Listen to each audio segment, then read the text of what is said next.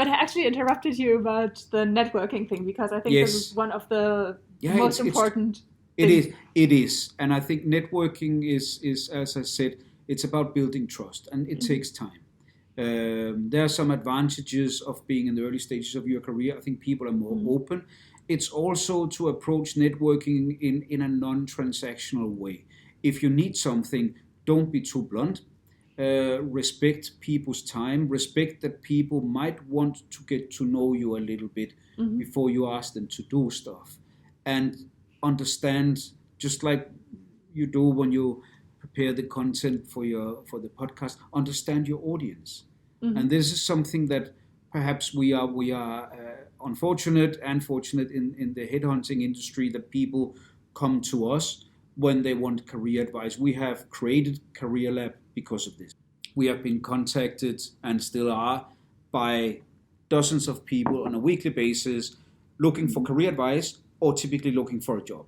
And some of them even have the audacity to send an email and say, my CV is attached, I'm looking for opportunities, kindly agree to a time where I can come and have a coffee and talk about companies that you can introduce me to. Now, that is not at all what a headhunter does. And the only thing that people are Mhm. doing by this is burning bridges. And so do your homework.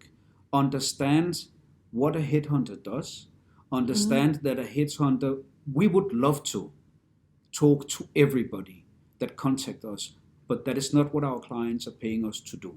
So if we did that, we would go out of business, and we were doing a disservice to our clients. Now, what you want to do, if you want to be on the radar screen of a search firm or a headhunter, is to find the ones that you are relevant for.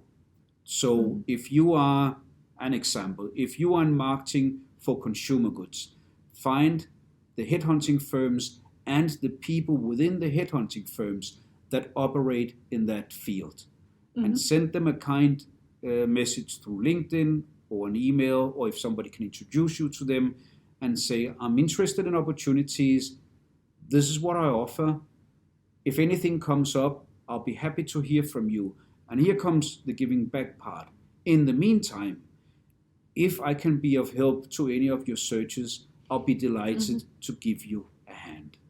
Mhm. That is a nice, constructive, but without being presumptuous and thinking just because I send you an email, you're going to have a coffee with me that you will be paying for and dedicate an hour. It sounds really harsh, but it's a numbers game.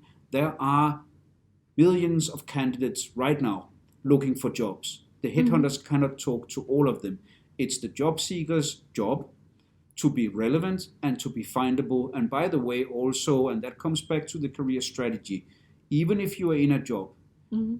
if you might be considering things to move, do whatever you want, but to move forward, be Mhm. clear about what you're interested in. Have an idea. So when the Mhm. headhunter calls, you can articulate, this is what I bring, this is what's interesting for me, and know what you don't want.